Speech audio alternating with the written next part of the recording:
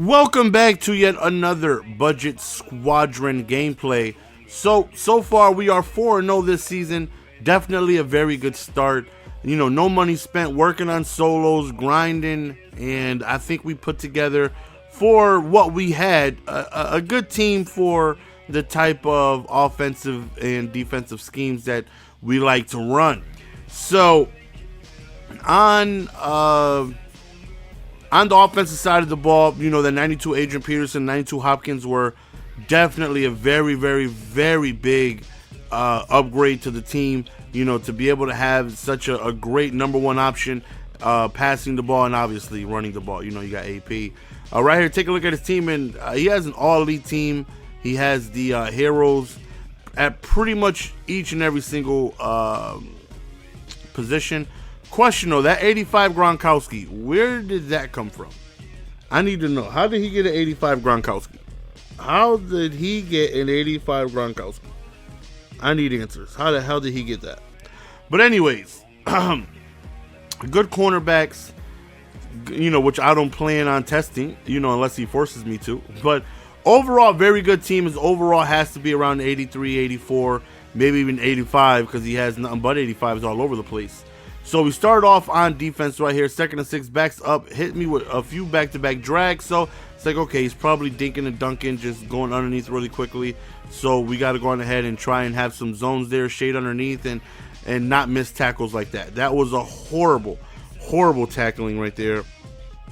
As I went for the hit stick and should have just played it safe. And we gave up a touchdown, and that was a very bad way to start the game. But on our first play, we end up hitting him with the counter to the left side, and we end up taking it all the way for 6 as AP plays no games, and he goes on ahead and ties the game just like that. So beautiful way to go on ahead and start the game. Right here, he takes it out. Wasn't sure if he was on the 1 yard line or not, so just to be safe, he goes on ahead and take it out. Last thing you want to do is just stand there, and then you realize that you tippy-toed on the 1 yard line, then it's a safety.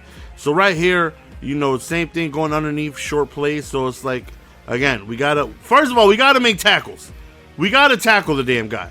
Second of all, we gotta make adjustments to these short little routes right here. He's just really taking advantage of killing us in our soft zones. As you can see, he's just hitting flats underneath. So right there, he finally makes a mistake.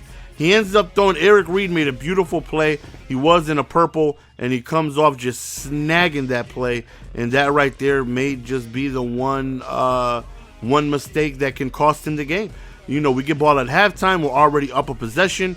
So we can go on ahead and put some points on the board here. Obviously, preferably a touchdown. Then, you know, we'll be in good shape. You already see me going ahead and taking time off the clock. You know, just trying to see if I go on ahead and stall out, you know, well, not stall out, but, you know, if I don't get a big play right away, then obviously I want to take as much time off of the clock. It just so happens we scored very quickly. So very next play, I don't know who the hell he was throwing to, but right there, mama, there go that man again. Mama, there go that man again. There go that man Curry. If you ain't got one, I just may put him on a lizard squad. That right there was a very big third down. Ends up hitting me with the out route. So, you know, good play. Again, you know, something we got to pay attention to, you know, that he will hit me with an out route.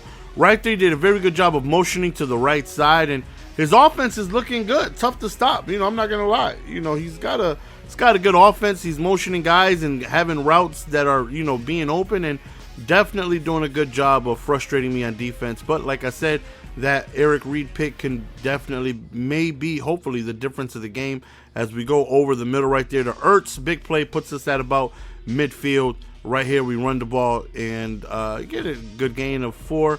So we run to the right, and I should have went a little bit more up and not ran into my lineman right there. So big third down right here, 3rd and 3, and we figured, you know what, was he going to expect another run? Maybe he was, maybe he wasn't, I don't know. 1st and 10, was he going to expect to run there? I don't know, maybe he was, maybe he wasn't.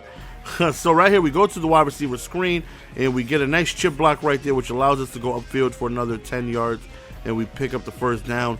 So right here is definitely just trying to be sneaky with a run, because you would figure I'm going to pass at that point. 2nd and 12 right here. We end up going up top to Hopkins. Not going to lie, that right there is just to chuck it up, hold triangle, and hope for the best. You know, I had enough time for 2 or 3 attempts just like that to see if I can get a touchdown. If not, we would have settled for a field goal.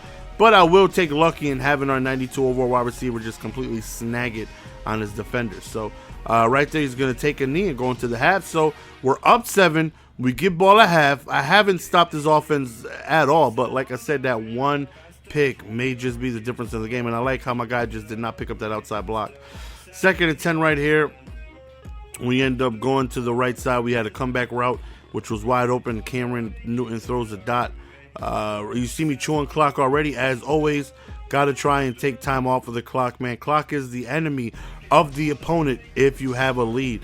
So if I score, then that's great. I'm giving him minimal time for him to try and make his comeback right there. Had so much room to the outside, but that suction. But right here, very next run, we get a huge gain to the outside, and we end up scoring another one. Another touchdown, going up 28-14.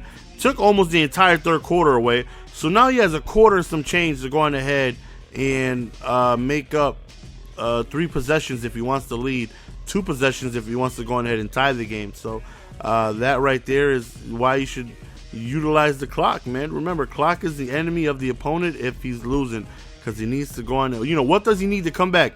He needs time. Obviously, he needs to score, but he needs time, baby. He needs time. So right here, 3:30 minutes remaining. We get a good block shed, but just the same way we remember the out route that he got last time, we were watching it this time with the purple. That time he goes inside, and we got lucky with a dropped pass. And next play, we end up hitting a quick post, getting within the 5-yard line. Next play, we run the ball, and we get chipped up on our ankles. 2nd and goal right here. We end up going underneath and just keep the clock rolling. We go to the 2-minute warning. We try a toss play. Very conservative right there. A touchdown to me does the same thing as a field goal. Doesn't really matter. It just puts us up. So we kick the field goal. We go up 31-14. And now, game is just going to be pretty much over at this point.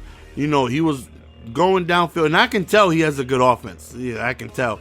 But it's just that one mistake, that one read that cost him, where Eric Reed, no pun intended, was on a purple route and just absolutely made a great jump. And from there, we were just able to capitalize on it. And that's how I've gone ahead and win most of my games. You know, my defense isn't the best. You know, I don't have any type of blitzes. I'll sit in stock coverage. But if you make a mistake and you cannot stop me on offense, then that's all I need. All I need is that one mistake so I can go on ahead and pounce on that scoreboard. So that's the end of the video, fellas. Hopefully you guys enjoy 5-0 to start our budget squad season. See you guys next video.